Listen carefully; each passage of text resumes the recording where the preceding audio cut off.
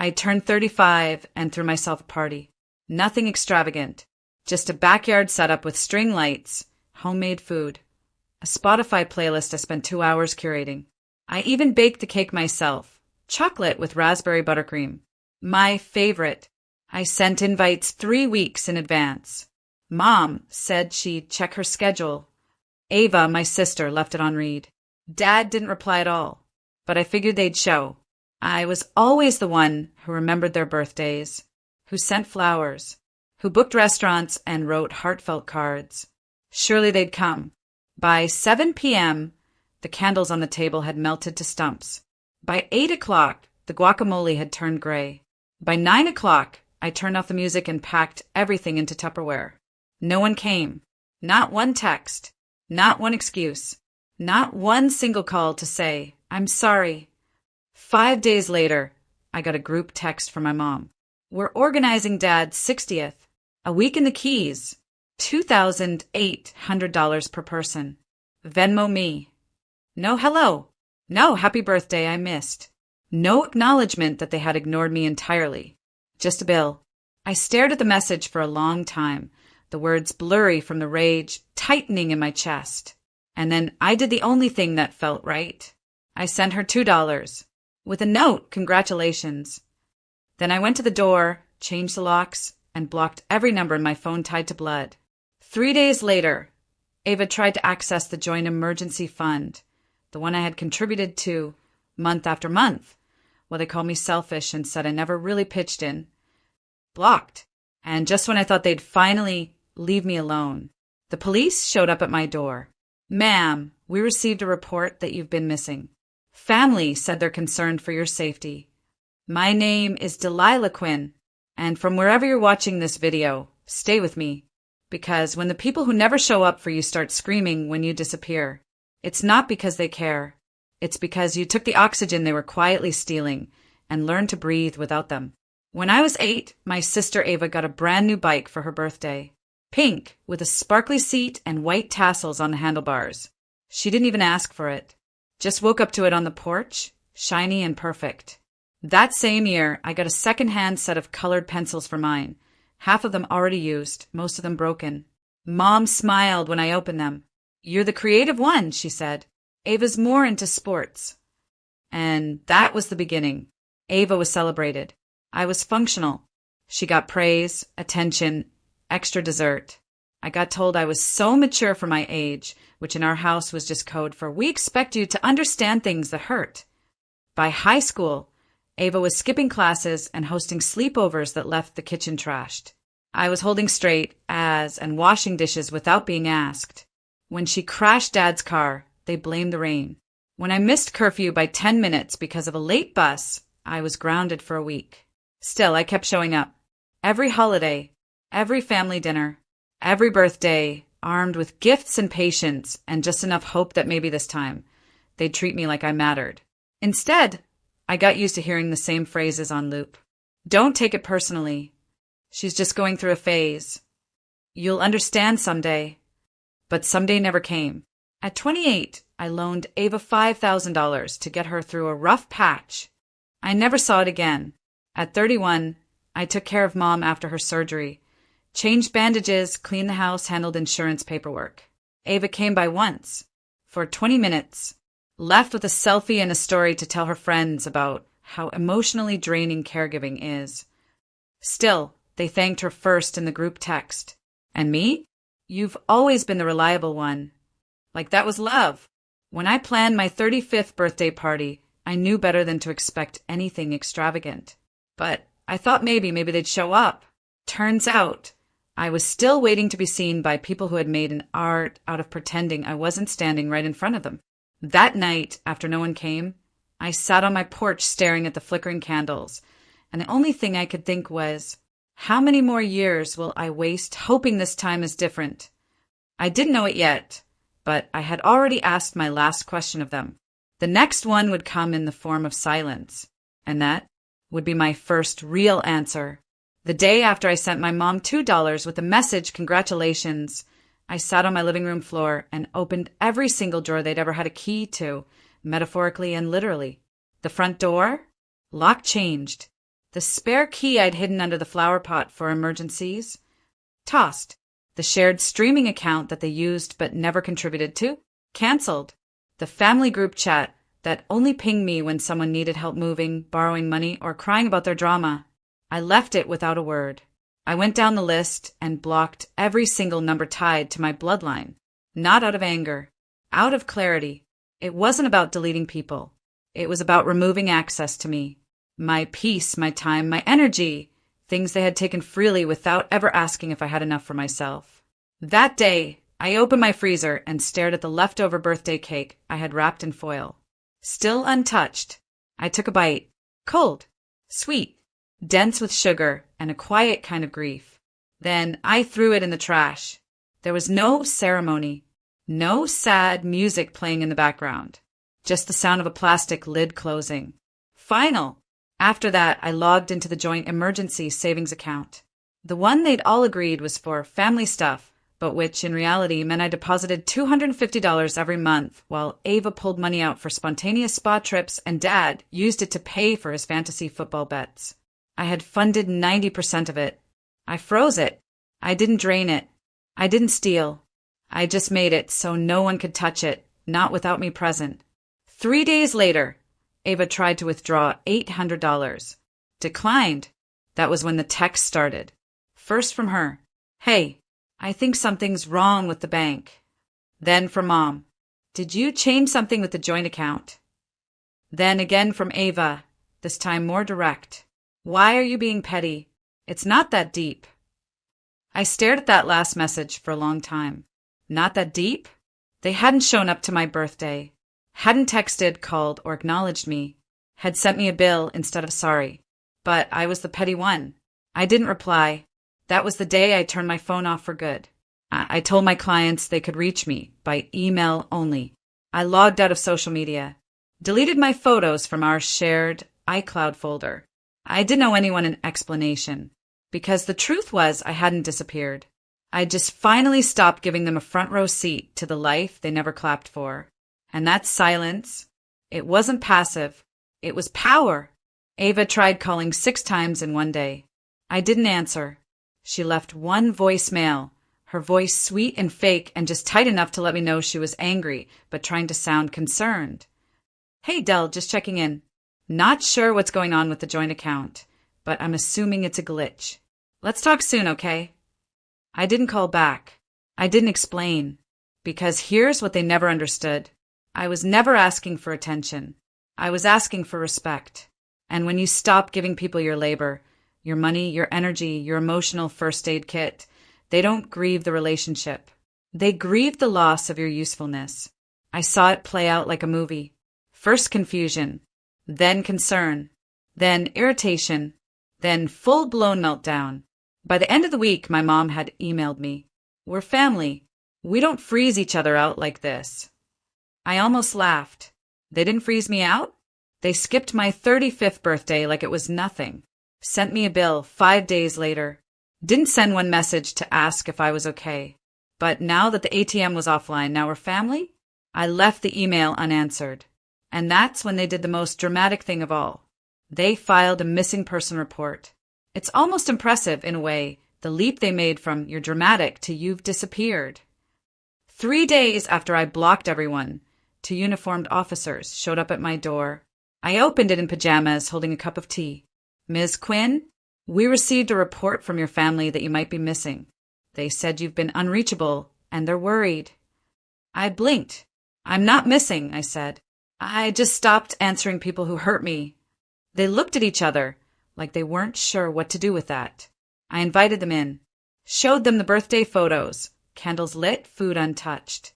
Showed them the text asking for $2,800. The blocked calls. The Venmo message. The receipts. One of the officers actually sighed. Honestly, seems like they just didn't like you going no contact. I nodded. They apologized for the inconvenience and left.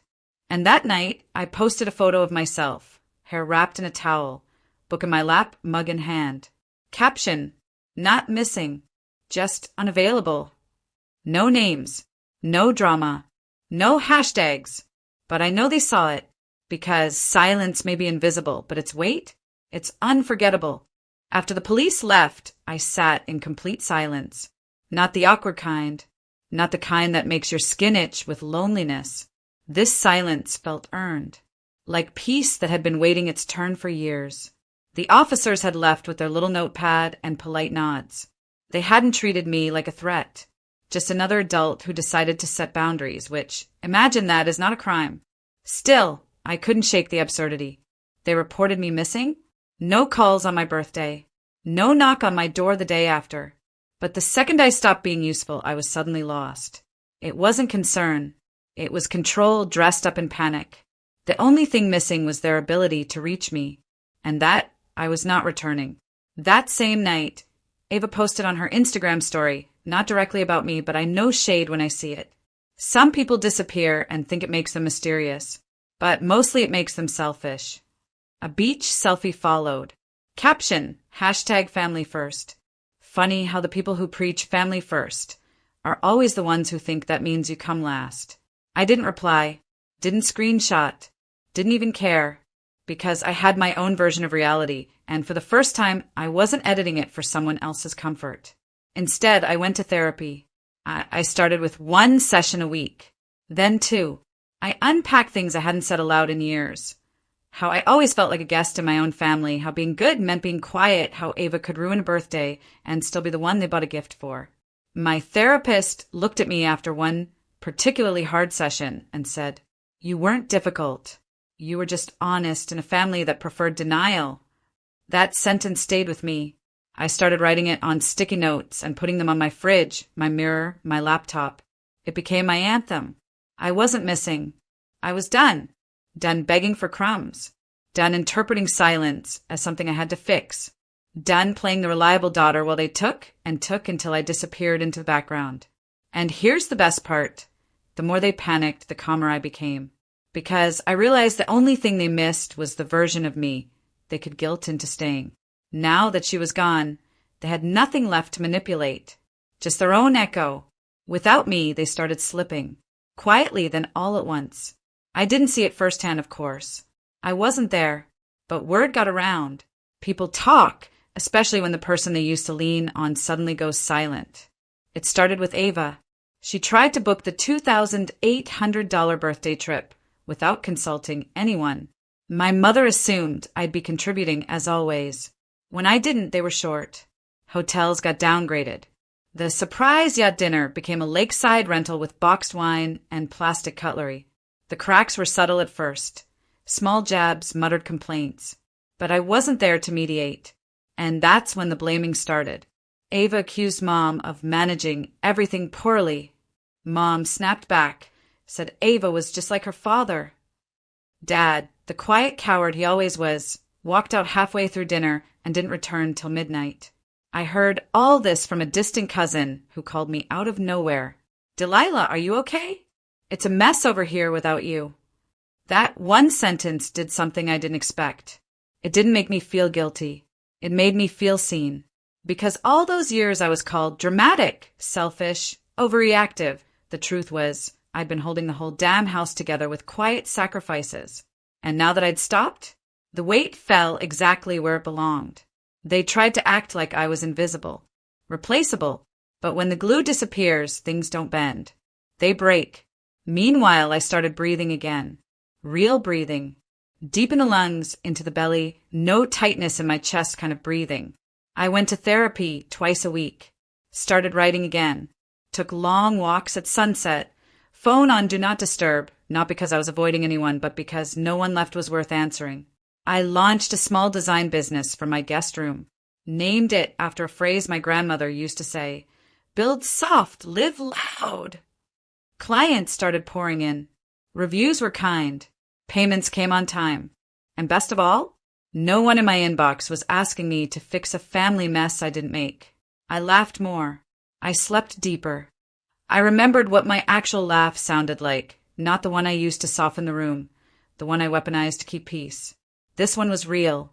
And for the first time in my life, I didn't owe anyone an explanation for my joy. I wasn't missing from their world. They had just never imagined a version of me where I stopped asking for scraps and started building banquets. I was still here, still alive, still thriving, just no longer available to hold up a collapsing house I didn't set on fire. It was a Wednesday night when I wrote the letter. No dramatic music playing. No thunderstorm in the background. Just me, barefoot in sweatpants, glass of wine on the table, and an ache in my chest I hadn't fully named yet. I didn't plan to write it. It just came out like a purge, like something waiting behind my ribs for too long. The first line was simple.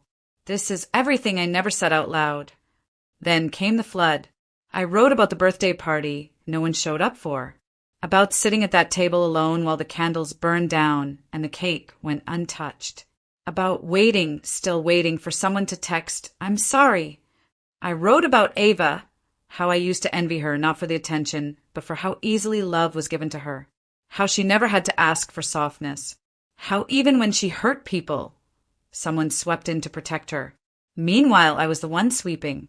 I wrote about my mom, how her silence always cut louder than words, how her coldness trained me to think that withholding affection was normal, that love had to be earned by being useful. I wrote about my dad, how he watched all of it and said nothing, and how silence from a father feels like being erased in slow motion. And then I wrote about myself, the version of me they thought they knew, the strong one, the quiet one, the one who never needed anything, the one who handled it. And how all that strength they praised, it was survival, not choice. I told them I forgave them, but not for them, for me. Because forgiveness, I've learned, isn't letting someone off the hook. It's realizing you don't have to carry the weight anymore. When I finished, the letter was 5 pages long, my handwriting a little shaky, the ink smudged in a few places. I folded it, didn't read it back, didn't proofread, didn't pause to decide if it made sense. Then I walked outside to backyard, lit a small fire in the pit, and dropped the pages in one by one. They curled at the corners, blackened, disappeared into ash. I watched every word burn. And the strange thing? I didn't cry. Not once. I just felt lighter. It wasn't revenge. It wasn't closure in the dramatic, shouted in their face kind of way. It was release. The kind of peace that only comes when you stop trying to get people to understand you, and instead, understand yourself. I finished my wine in silence, went back inside, brushed my teeth, slept with no dreams. That letter? They never got it, and they never needed to, because it wasn't for them. It was for the girl inside me who sat through 100 dinners where no one looked her in the eye. The girl who spent years wondering, what did I do wrong? The girl who finally knew. She wasn't broken. She was just surrounded by people who benefited from her silence, until she stopped being quiet. The morning of my 36th birthday, I woke up to the smell of cinnamon and coffee. Sunlight poured through the sheer curtains, warm and gold. In the kitchen, laughter bounced off the walls. My best friend, Mariah, was humming some old Whitney Houston track while making French toast. There were tulips in a vase I didn't remember placing there. It was soft, quiet, real, and it was mine, not a grand hotel, not a $2,800 island trip with fake smiles and matching polo shirts. Just joy that didn't need a price tag. At the table were people who showed up, not for optics, not for obligation, but because they loved me in the steady, sacred way I used to beg for from my family. Mariah, my coworker Jenna, and her wife. Isaac, my neighbor, who brought a bottle of wine and a loaf of banana bread with happy birthday carved into the top in chocolate chips. We ate, passed plates, made dumb jokes, and nobody checked their phone mid-conversation. At one point, someone said, "Delilah, you've got the calmest energy I've ever felt." And I smiled, because calm didn't used to be my story. I used to be tension wrapped in skin. The fixer, the good daughter, the second option. I used to wake up every birthday, wondering if they'd remember. If maybe this year, the cake wouldn't feel like an apology for something I didn't do. Now, I didn't wonder anymore, because I wasn't waiting for anyone to see me. I saw myself. After brunch, I curled up by the window with my journal. Not to vent, not to explain, just to remember. I wrote one sentence at the top of the page. They thought I disappeared, But really, I just stopped showing up for people who never showed up for me. That wasn't bitterness. It wasn't even sadness. It was truth. And truth is heavier than grief. But it holds you more honestly. They had told the world I was missing, painted me as unwell, unstable, distant. But I wasn't missing. I was unavailable to manipulation, to guilt, to being used up like a spare battery in the junk drawer. What they missed wasn't me. It was the version of me that absorbed their chaos, paid the bills they forgot, showed up to parties I wasn't invited to, and clapped for people who never clapped back. They missed their free labor. They missed their scapegoat. They missed the glue. But me? I didn't miss them. Because what I've learned is that peace isn't something you earn by being small enough to fit into other people's comfort zones. Peace is something you claim and protect and build walls around when necessary. That night, I lit one candle for myself. No cake, no singing, just me on my balcony under the stars, wrapped in a blanket of my own making. And as I watched the flame flicker, I whispered to no one, "Happy birthday, Delilah. You made it." Not just to 36, but to the other side. I woke up to tubes down my throat and a machine beeping beside my ear. My ribs were cracked. My legs were in traction.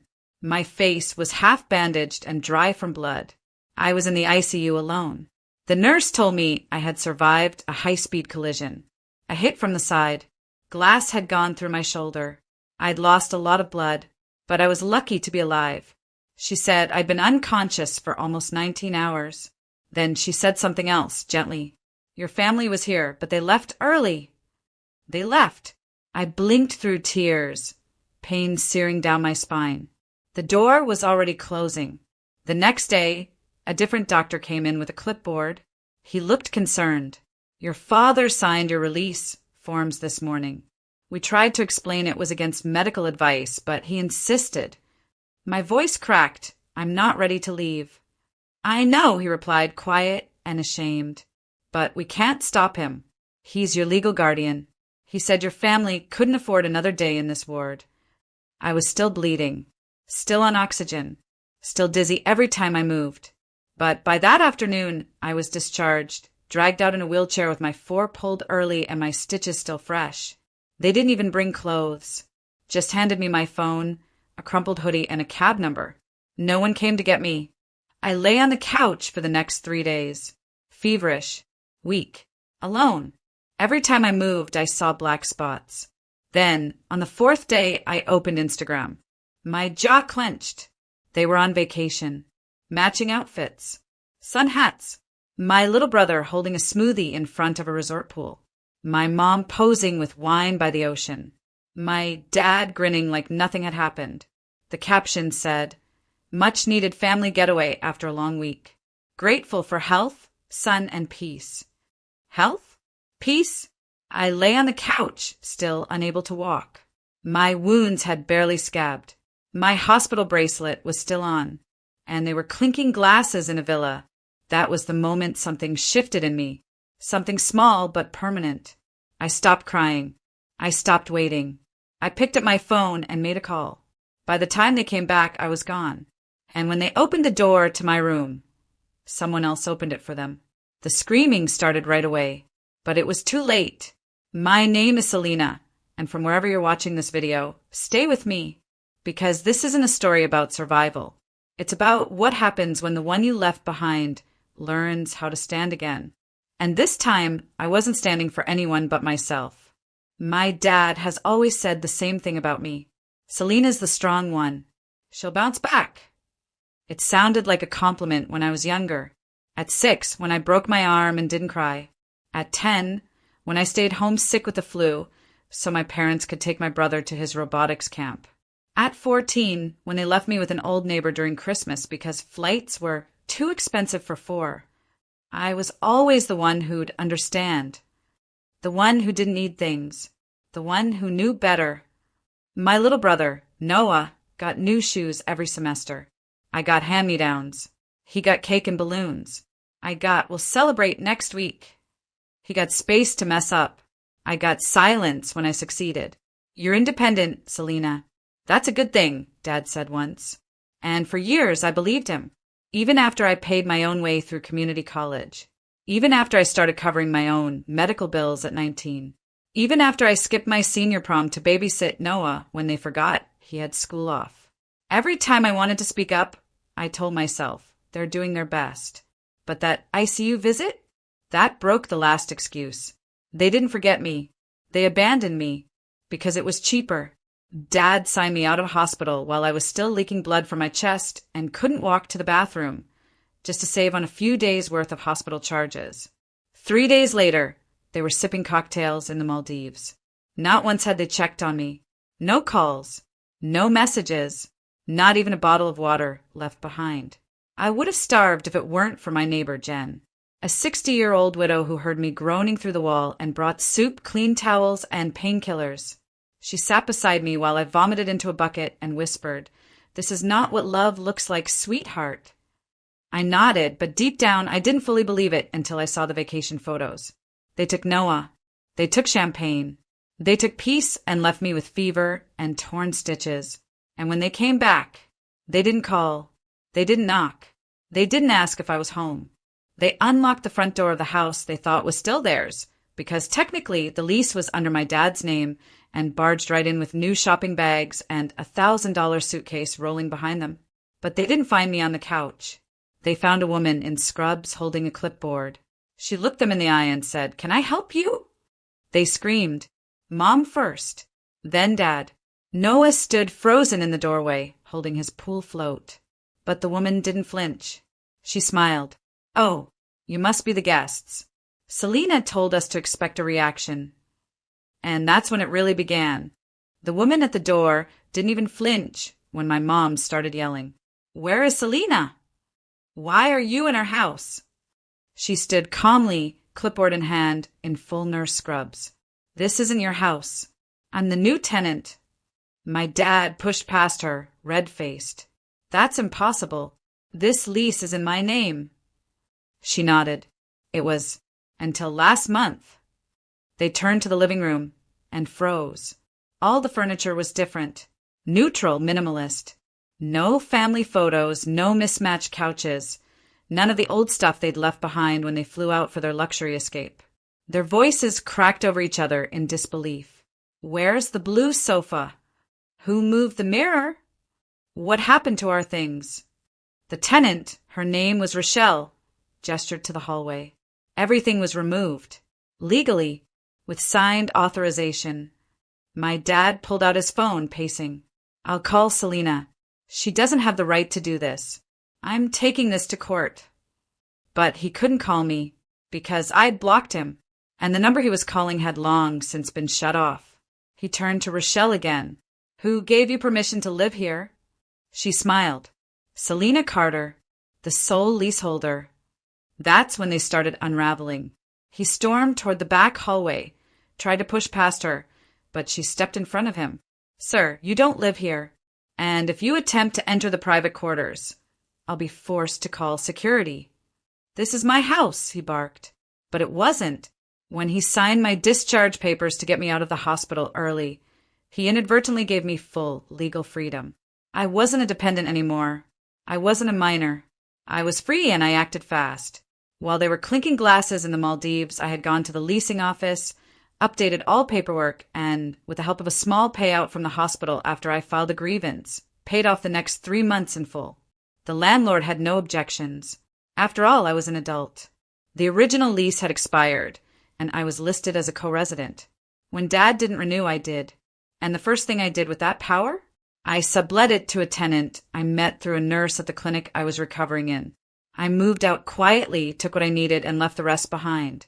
I stayed with Jen, my neighbor, while I healed. She gave me her guest room and a soft place to land. She fed me soup, let me cry, and reminded me that kindness wasn't supposed to be a reward. It was a basic human offering. Meanwhile, my parents returned to a home that no longer welcomed them. And the worst part? There was nothing they could do about it.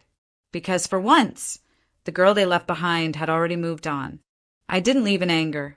I left in silence, because I knew by then that my pain didn't matter to them unless it inconvenienced them. So I gave them none. No tears. No warnings. No dramatic goodbyes. Just space. and consequences. For days after the discharge, I called the hospital board and asked to file a grievance.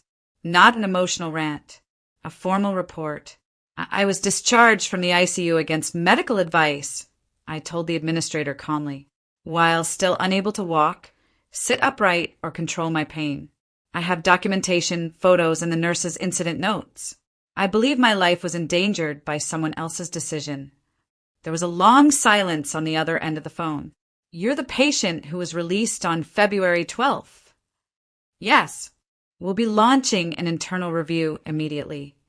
And they did. I sent the screenshots of Dad's text. You're coming home today. No discussion. I sent the insurance form he filled out, scribbled in his barely legible scrawl, opting out of continued care.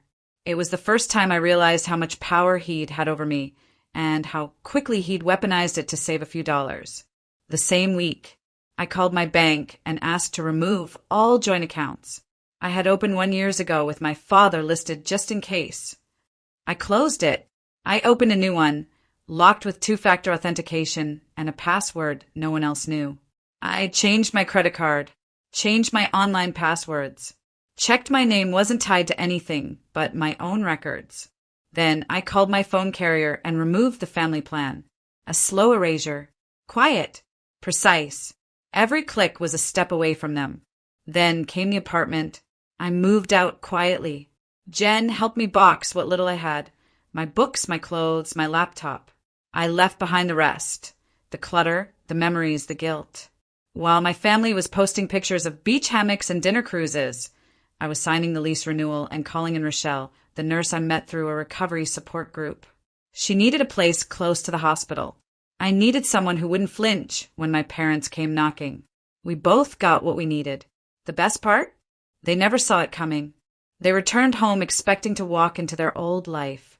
Furniture in place, daughter on the couch, everything frozen in time. But I wasn't frozen anymore. I had melted the illusion of loyalty they'd lived inside. I had stepped off the stage they forced me to perform on. I didn't scream. I didn't beg. I just walked off and took everything that mattered with me. My dad tried to regain control, of course. Angry voicemails, threats, legal bluffing. But it didn't work, because I'd already learned something he never wanted me to know.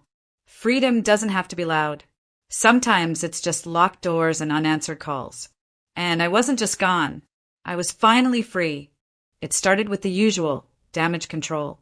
My dad called my aunt and uncle first, then my grandmother, then the pastor from our childhood church. Selena's just angry.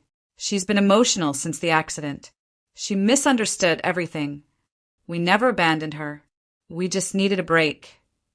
She told the hospital she was fine. Why else would they discharge her? Each sentence twisted just enough to sound reasonable, especially to people who didn't know the full story. And for a moment, it worked. A few relatives sent me cautious texts. He says you signed the release too? Was it just a misunderstanding? Your dad's heartbroken. He said you cut everyone off. I stared at those messages with the same numb disbelief I'd felt when I saw their vacation photos from the ICU. So I did what I should have done months earlier. I told the truth. Not in rage. Not with vengeance. Just with proof. I started with a post. No drama. Just the facts. On February 12th, I was discharged from the ICU after a major car accident. I had multiple broken ribs, a concussion, and torn internal stitches. I was still on painkillers. I could not walk without assistance. I did not ask to leave. My father signed the forms against medical advice to save money. Then I added the photos.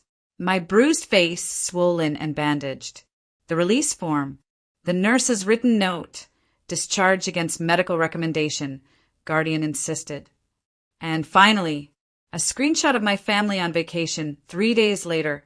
Cocktails, palm trees, matching outfits. I didn't add a caption. Didn't need one. The truth was loud enough. Within an hour, the post had 200 shares. By the end of the day, it had thousands. People from all over commented with rage, support, and stories of their own. This is unforgivable. You didn't overreact. You survived. Families like this break people. I'm so glad you left. You're not dramatic. You're brave. My DMs filled with kindness I never expected. Even people from my old church reached out. We always thought your dad was controlling. We just didn't know how much. My mom deleted her Facebook by the next morning. My dad set his profile to private. And my cousin texted me, "What the hell? Your dad's been lying to everyone." But the part that hit hardest? Noah. He messaged me 2 days later. "Noah, Selena, did all that really happen?" Me, yes. "Noah, they told me you were mad at us for no reason, but I saw the hospital pictures." Then, "Noah, I'm sorry I didn't check on you." I stared at his message for a long time. I didn't blame him. He was just a kid, dragged along in their fantasy. But even he could see the truth now. My father hadn't just lost control. He'd lost his mask. And I hadn't shouted to tear it off. I just told the truth. I didn't disappear. I just stopped showing up where I was never truly seen. My recovery wasn't instant. My body still ached. My sleep was uneven. Some nights I'd wake up gasping, heart pounding, convinced I was still trapped in that hospital bed, tubes in my arms, no one beside me. But healing came, slowly, gently. Jen's spare bedroom became more than a safe space. It became my restart button. She treated me like someone who mattered. Not because I did anything for her, just because I existed. That was new. She taught me how to sit in silence and not apologize for it. She let me cry without asking questions. She listened without interrupting. It was in that quiet that I began to rebuild, not just my life, but my sense of self. I applied for a remote job at a design firm in Portland. A small role, data admin and content editing. They hired me the following week. It wasn't flashy, but it gave me income. Independence. Structure. A chance to choose who I wanted to become now that I wasn't orbiting someone else's demands. Eventually, I found a place of my own. A one-bedroom apartment, tiny kitchen, mismatched floors, a window that caught just enough morning light to keep my new plan alive. But it was mine. No one could take it. No one had keys but me. No one could show up uninvited or demand I sacrifice comfort for someone else's illusion of control. There were no staged photos, no faux family moments, but there was peace, and it was priceless. Meanwhile, silence from my end spoke louder than any confrontation ever could. At first, they tried the guilt route. Emails, voicemails. Mom even sent a package with a card that said, "Family fights, but we forgive. Come home." Home? They left me on a couch post-ICU and flew to paradise. That wasn't home. That was captivity with better curtains. Then came the flip. Anger disguised as concern. "You've made your point. It's gone on long enough. We all make mistakes, Selena, but you're tearing this family apart." That line made me laugh. Tearing the family apart? I wasn't the one who left my daughter in a medical gown to recover alone. I wasn't the one who lied to every relative and hoped she'd stay silent. I wasn't the one who only noticed someone's value once they stopped being useful. I never replied, and slowly I watched the energy shift. They stopped asking me to come back. They started asking others to fill the gaps, cousins, extended family, even Noah. But it never worked, because what they wanted was the version of me who stayed quiet, showed up, and cleaned up every mess. And that version, she was gone. All that was left was me. Fully, finally, and for the first time, enough. It came at 6:12 p.m. on a Thursday. A message from a number I deleted long ago, but still recognized by heart. "Dad, we miss you. Can we talk?" 7 words. No apology. No acknowledgement. Just a request. Like I'd disappeared over a mood swing. Like I hadn't bled in silence. Like I hadn't been thrown out of my own recovery to save them money and spare them inconvenience. I stared at it for a long time. Part of me waited for the follow-up message. Something softer. Something human. But that was it. "No, I'm sorry we left you. No, you didn't deserve what happened. Just we miss you. Just can we talk?" It made me wonder, what do they miss? Do they miss me? Or do they miss who I was before I said enough? Do they miss the daughter who paid her own bills so they could cover Noah's tuition? Do they miss the backup plan who smiled through birthdays they forgot? Do they miss the girl who forgave everything because at least they're still here? Because that girl? She's gone. I walked to my bookshelf, pulled down a folder. Inside, my new lease, my updated ID, my job contract, and at the very back, my hospital file, stamped in red, discharged against medical advice. I'd kept it for months, not out of bitterness, out of clarity. That one form taught me more about my worth than 20 years in their house ever did. I walked to my desk, sat down at the window where the sunlight spilled across the room. Then I took a photo, me smiling calm, the lease in one hand, the hospital folder in the other. No tears, no makeup, no filter, just proof. Proof that I was still here, still standing, without them. I attached the photo and typed one line. Your silence cost you everything. I'm not coming back. I hit send. Then I blocked the number, not out of spite, out of peace. Later that night, I sat with Jen and showed her the message. She didn't say much, just nodded once, slow and proud. You didn't need them to say sorry, she said. You needed to know you could live without it. She was right. For years, I believed healing had to come with their permission. That closure meant reconciliation. That peace required a mutual understanding. But it didn't. Sometimes peace looks like a locked door, a quiet evening, and knowing you never needed their love to define your worth. My dad never replied, but I knew he saw the message. The read receipt glared back at me for hours before I blocked it. And I smiled not because I won, but because I'd finally walked away before I bled out trying to prove I was enough. They missed me when I was gone, but they never saw me when I was right there trying. And now, they'd never get that chance again. The apartment is small, but every inch of it is mine. There's a chipped mug by the windowsill, a blanket that still smells faintly like lavender, and a journal open on the table with half-written thoughts in soft pencil. No chaos, no noise, just the quiet hum of the fridge and the sound of me breathing without fear. It's been almost a year since the ICU. 10 months since I left without warning. 3 since the last message. And somehow, without the drama, without the shouting, the silence finally feels like home. This morning, I woke up without pain. Not just physical. The other kind. The kind that lived in my chest for years. The ache that came with always being second to someone else's comfort. That familiar sting of pretending I'm fine while drowning. It's not that I don't think about it. I do. I remember the beeping machines.